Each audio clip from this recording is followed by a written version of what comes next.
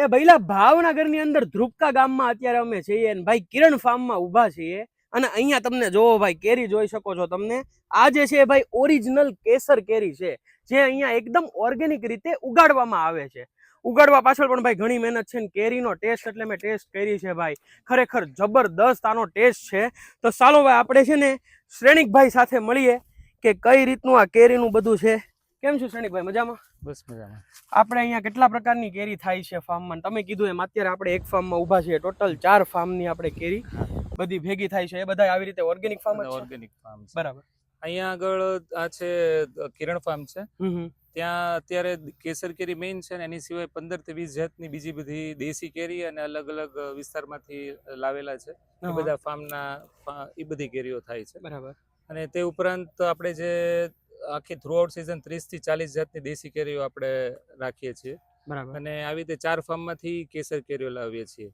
અને આ કેરીઓ જે બજારમાં કાચી કેરી મળતી હોય એ નથી આખી અલગ વસ્તુ છે બજારમાંથી લોકો કાચી કેરી લાવીને એવું સમજે છે કે આ ઓર્ગેનિક જ હોય અને ઘરે લાવીને પકવીએ છીએ એટલે કઈ વાંધો નહીં પણ એવું નથી હોતું અંદર કેસર કેરીના ફાર્મમાં પણ ઘણા બધા કેમિકલો અલગ અલગ જગ્યાએ વપરાતા હોય છે તેને મૂળમાં હોર્મોનલ એક્ટિવેશન માટે એક કેમિકલ કલ્ટર કરીને હોય છે એને આપવામાં આવે છે એટલે ઝાડ ઉપર જલ્દી મોર આવે ને જલ્દી કેરી આવે બરાબર તે ઉપરાંત એના અલગ અલગ પ્રકારના રાસાયણિક ખાતરો હોય તે અમુક ખેડૂતો નાખતા હોય છે પ્લસ અમુક અલગ અલગ પ્રકારની રાસાયણિક દવાઓ છે એ મોર ને કેરી ઉપર છાંટતા હોય છે બરાબર જ્યારે આપણા જે ફાર્મ છે એમાં સંપૂર્ણ ગાય આધારિત કોઈ પણ પ્રકારના કેમિકલ વગર કેરીઓ ઉગાડીએ છીએ બરાબર ગાય આધારિત ખેતીમાંથી જે કેરી ઉગે આપણે ઓર્ગેનિક રીતે ઉગાડવામાં તો આવે જ છે બરાબર મેં કેરીનો ટેસ્ટ કર્યો ભાઈ જબરદસ્ત ટેસ્ટ છે આની જમીનની તાકાત એવી સરસ છે કે એને લીધે એનો સ્વાદ અને એનો કલર એકદમ કેસરી ને બહુ સરસ થાય બરાબર બીજું તમે કઈ કહેતા હતા કે અહીંયા આપણે ઘણા પ્રકારની દેશી કેરી થાય છે તો એનું કઈ રીતે છે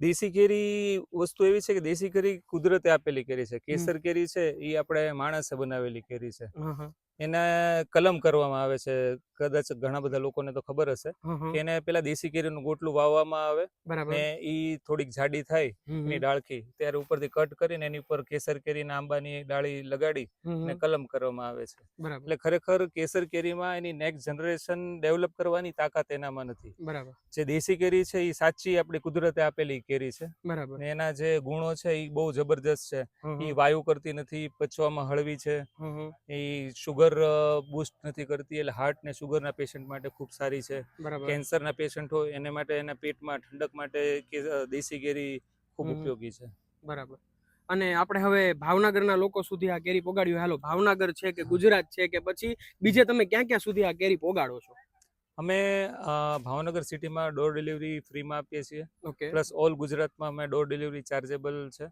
અને પ્લસ મુંબઈ અને પુનામાં પણ અમે ડિલિવરી આપીએ છીએ ટૂંકમાં ભાઈ તમારે ભાવનગર સિટી એરિયામાં ફ્રી હોમ ડિલિવરીમાં મળી જશે ગુજરાતમાં ડોર ટુ ડોર ડિલિવરી કરે છે એ જે છે ચાર્જેબલ હશે અને તમે કીધું એમ પુણે અને મુંબઈની અંદર પણ તમારે જો ડિલિવરી જોતી હોય તો મળી જશે ખરેખર ભાઈ એકદમ જબરદસ્ત કેરી છે અત્યારે અમે જે છે કિરણ ફાર્મમાં છે અહીંયાની કેરી અમે ટ્રેસ કરીને ભાઈ ખરેખર મજા આવી જાય એવી કેરી છે તો તમે જલ્દીથી ઓર્ડર કરી લેજો બાકી તમને જે છે હવે થોડી ઘણી હું વિઝિટ આખા અહીંયા ફાર્મની આપું બીજું શું કીધું સાહેબ આપણે તમે આ કેરીઓ અમે ઝાડ ઉપર મેચ્યોર થવા દઈએ છીએ કારણ કે અમારે એને કોઈ પણ કેમિકલ કે છાપા વગર પકવવાની હોય છે એટલે અમે ઝાડ ઉપર એને ફૂલ્લી મેચ્યોર થઈ જાય કે કેમિકલ વગર કે છાપા વગર પાકે એવી એના પછી ઉતારીએ છીએ એટલે અમારે એકના એક આંબાની કેરીઓ અમારે 3 થી 4 વખત એક અઠવાડિયાના ગાળા ઉપર કે 5-5 દિવસના ગાળા ઉપર ઉતારવાની થાય છે એના કારણે અમને લેબર કોસ્ટ વધે છે અમને ટ્રાન્સપોર્ટેશન કોસ્ટ ની બધું વધે છે પણ અમારે લોકોને સારામાં સારી કેમિકલ વગર પાકે એવી અને કેમિકલ વગર પાકેલી કેરીઓ આપી છે એટલે અમે આવા પ્રયત્નો કરીએ છીએ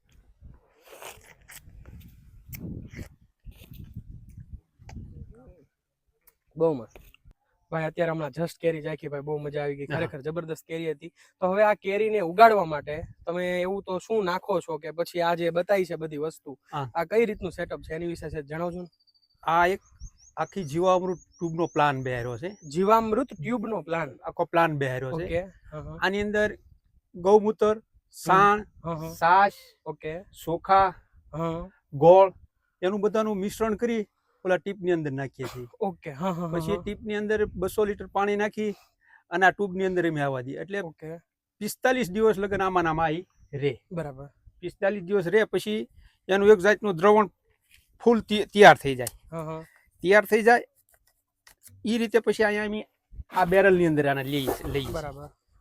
આ બેરલ ની અંદર લેવી. હા હા અત્યારે આવશે. હા જો ભાઈ આ જે બેરલ ની અંદર અમે લઈએ એટલે આને નેચરલ ખાતર કહી શકાય. નેચરલ એકદમ નેચરલ ખાતર જે બધી વસ્તુ મેં આની વિશે વિડીયો જોયો હતો સાહેબ કે બધો નેચરલ ખાતર કઈ રીતે તૈયાર થાય છે ને એ રીતનો વિડીયો હતો. એ ટૂંકમાં અત્યારે લાઈવ જોઈ લીધું. ઓલું જે ટીપડું બતાવી છે ને જુઓ તમે એની અંદર આ બધી વસ્તુ ભાઈએ કીધી ને એ પ્રમાણે નાખવામાં આવે છે. એમાં પછી પાણી નાખીને આખી જે બધી વસ્તુ છે એને આ નોઝરની અંદર આવા દેવામાં આવે છે. પછી 45 દિવસ નેચરલી આની અંદર રાખવામાં આવે છે અને પછી જે છે આ નેચરલ ખાતર અહીંયા તૈયાર થાય છે. સાહેબ બતાવજો આમ કરો છો. બરાબર. આ જે છે એકદમ જીવામૃત તૈયાર થઈને પરફેક્ટ તૈયાર થઈ જાય પછી જીવામૃત કહેવાય. જીવામૃત. વાહ. પછી એમ આ જીવામૃતનો દરેક ઝાડની ઉપર છંટકાવ કરીએ છીએ. આ જે બધું બતાવી છે નોઝર એની માટે જ છે. હા એની માટે છે. આ ટ્યુબ આની અંદરથી આ ફિલ્ટર ની અંદર સડાવી ફિલ્ટર ની અંદર સડાવી અને પાણી દ્વારા બધે અમે પહોંચતું કરીએ છીએ. બરાબર. પછી આના નાના અમે પંપ ભરીએ છીએ. પંપ ભરી અને આંબામાં દરેક આંબામાં એક એક આંબે અમે છંટકાવ કરીએ છીએ. કોઈ પણ જાતની દવાનો ઉપયોગ અમે કરતા નથી. આની સિવાય કોઈ પણ પ્રકારની વસ્તુનો ઉપયોગ જ નથી થતો અહીંયા. આ બધી વેરાયટી છે અલગ અલગ આંબાની છે. ધારો કે ઓલી સુરનરેખા છે, આ બેગમપલ્લી છે, આ વનરાજ છે, પછી આ પાછી સુરનરેખા છે, પછી આ પાછી બે બેગમપલ્લી છે. ટૂંકમાં તમે જે બોલો છો આ બધી કેરીની વેરાયટી. કેરીની વેરાયટી છે બધી. અને કેટલા પ્રકારની વેરાયટી આપણે ટોટલ છે? ટોટલ અમારી આગળ છે 35 ને 70 જાતની વેરાયટી છે. 35 ને 70 ટાઈપની વેરાયટી છે. જો આ દૂધ પેંડો છે. દૂધ પેંડો કેરીનું નામ છે. હા દૂધ પેંડો કેરીનું છે. અને ફળ પણ લાગી રહ્યા છે. બરાબર. પછી આ એકદમ જાડી જે બતાઈ છે એ દૂધ પેંડાની જ છે. બરાબર. બધે દૂધ પેંડાની છે. પછી આ કેરી બતાવો તો દૂધ પેંડો કેરી કહેવાય આને. આ ઓલી છે હાફૂસ છે. ઓલે પણ હાફૂસ ટીંગાઈ છે ભાઈ. આપણે ટૂંકમાં જેટલા કેરીના નામ સાંભળ્યા હશે આમ તો એ બધી જ કેરી તમને અહીંયા મળી જશે. હવે આપણે આવી ગયા છીએ સ્ટોર ઉપર. અહીંયા વિવિધ પ્રકારની દેશી કેરીઓ છે જે અલગ અલગ વિસ્તારોમાંથી આવેલી છે. આપણે ત્યાં આગળ કેસર કેરીઓ તો જોઈ છે પણ દેશી કેરીઓ અત્યારે જે લુપ્ત થતી જાય છે જેના અમે લોકો સુધી પહોંચાડવા માટે અને એનું મહત્વ સમજાવવા માટે અમે દેશી કેરીઓનું પ્રચાર પ્રસારનું કામ કરીએ છીએ. એમાં આ જ તમે જોઈ શકો છો એક દેશી કેરી છે જેનો આકાર હાફૂસ કેરી જેવો છે. પછી આની તમે છાલ જોઈ શકો છો તો જમરૂખ જેવી ખરબચડી છે. અને આ બધી ઓર્ગેનિકલી ઉગેલી અને નેચરલી રાઈપ થયેલી કેરીઓ છે. ને દરેકનો પોતાનો અલગ સ્વાદ છે. આ ધારો કે આ કેરી છે, આ કેરીનો ફ્રૂટી જેવો સ્વાદ છે પણ એકદમ નેચરલ સ્વાદ છે. એની જેમ દરેકનો પોતાનો અલગ અલગ સ્વાદ અને સુગંધ હોય છે. અને આ કેરીનો સૌથી મોટો ફાયદો એ છે કે આ કેરી ગેસ કરતી નથી. અને પ્લસ એ કેરી ખાવાથી શુગરના પેશન્ટને કેસર કેરી જેટલું શુગર વધતું નથી અને પચવામાં હળવી હોય છે. એટલે અમુક લોકોને કેસર કેરી સખતી નથી તેવા લોકો મારે ત્યાં નિયમિત રીતે દેશી કેરીઓ લેવા માટે આવે છે. ઘણા વડીલો તો અહીં આવીને એટલા બધા ખુશ થાય છે કે અમે છેલ્લા 30, 40, 50 વર્ષથી અમે જે કેરીઓ જોઈ નથી કે ચાખી નથી કેરીઓ અમને અત્યારે ખાવા મળીને અમારું બાળપણ છે કે યુવા અવસ્થા છે અમને યાદ આવી ગઈ. ને એ કેરીઓને ખરેખર આપણે બચાવવી જોઈએ કારણ કે આ એક કુદરતે આપેલી કેરીઓ છે. જે આપણે કેસર કેરીઓ લાવીએ છીએ માર્કેટમાંથી એ કેરીની પાસે પોતાની નેક્સ્ટ જનરેશન ડેવલપ કરવાની પણ તાકાત નથી. તેને પણ દેશી કેરીના ગોટલા ઉપર કેસર કેરીની કલમ કરીને બનાવવામાં આવે છે. જ્યારે આ દેશી કેરીઓ એક વારસાગત હજારો વર્ષની પરંપરામાં કુદરતે આપણને આપેલી કેરીઓ છે. તો આ કેરીઓને આપણે મેક્સિમમ પ્રચાર પ્રસાર કરવો જોઈએ. જેમ આપણે ગીર ગાય કે દેશી ગાયનું દૂધ સારું ને શંકર કે જર્સી ગાયનું દૂધ શરીર માટે નુકસાનકારક છે તેની જેમ જ તે આ બધી દેશી કેરીઓ છે એ આપણે ખાવી જોઈએ, લોકોએ ઉગાડવી જોઈએ અને એને અલગ અલગ જગ્યાએ ફાર્મ હાઉસમાં કે આપણા મિત્રો વર્તુળમાં જે ખેડૂતો હોય તેને એના ગોટલા આપી અને એને ઉગાડવા માટે એનો પ્રોત્સાહન આપવું જોઈએ. અને જેટલી સાહેબ અહીંયા વેરાયટી બતાવી છે કે બધી મેં જોયા બરોબર, એની કરતા પણ તમારી પાસે વધારે વેરાયટી છે એવું તમે કીધું. થ્રુ આઉટ સીઝન મારી પાસે 35 થી 50 જાતની દેશી કેરીઓ આવે છે. અત્યારે મારી પાસે 10 જાતની હાજર સ્ટોકમાં વેરાયટીઓ છે પણ એ દરેક વખતે અલગ અલગ પ્રકારની દેશી કેરીઓ મારા સ્ટોર ઉપરથી તમને મળશે.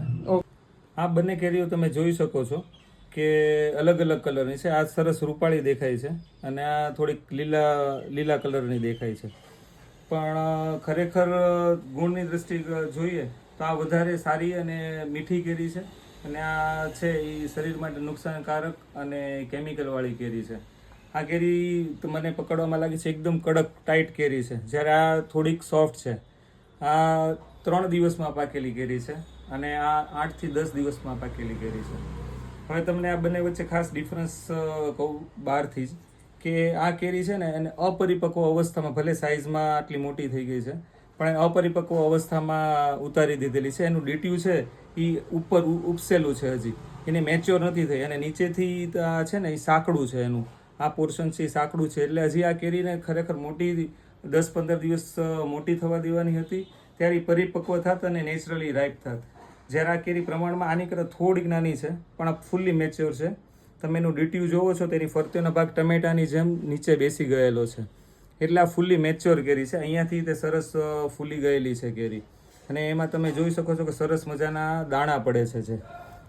એટલે આ એકદમ મેચ્યોર અને મીઠી કેરી છે, જે કોઈ પણ પ્રકારના કેમિકલ ટ્રીટમેન્ટ વગર પાકી શકે છે. હવે આ બંને કેરીઓને આપણે સમારીને એની અંદર શું ડિફરન્સ છે એ જાણશું, કારણ કે ઘણા લોકો કેમિકલથી પકવેલી કેરી હોય છે એને ઓર્ગેનિક કેરી કરીને વેચે છે, અથવા કેમિકલ વગર પકવેલી કેરી કરીને વેચે છે. તો તમે તમારા ઘરે પણ જાણી શકો છો કેવી રીતે એ કઈ કેરી કેમિકલવાળી છે કે નહીં, તમે મહદઅંશે 100% મહદઅંશે તમે જાણી શકશો. આપણે બંને કેરીને સમારીએ છીએ. સૌથી પહેલાં આપણે કેમિકલ રાઈપ કેરીને સમારીએ છીએ. આ કેરીની અંદર અહીંયા આ લોકોને બહારથી કેમિકલનો એ લોકોએ સ્પ્રે કરેલો હોય છે, જેને કારણે અહીંયા આગળ તમને બોર્ડર દેખાય છે એક આછી ડાર્ક કલરની. એ ડાર્ક કલરની બોર્ડર છે એ કેમિકલ રિએક્શન પહેલાં એની છાલ ઉપર આવ્યું હોય, ત્યાંથી એની અંદરની કેરી ઉપર આવ્યું હોય, જેને કારણે આખી આ છાલ છે એની નજીકનો પોર્શન છે એ ડાર્ક કલરનો થઈ જાય છે. નહીંતર આખાનો કલર એક જ હોવો જોઈએ, એની બદલે એ કલર ડાર્ક છે અને પછી ધીમે ધીમે લાઇટ તરફ જાય છે. જો આની અંદર વધારે ક્લિયર દેખાય છે, જો અહીં આખી એક બોર્ડર દેખાય છે. બરાબર. એ આખી બોર્ડર છે ને એ કેમિકલને કારણે રાઈપ થયેલી છે ને એને કારણે છે. ઓકે. અને હવે આપણે આ નેચરલ રાઈપ થયેલી કેરીને સમારીએ છીએ.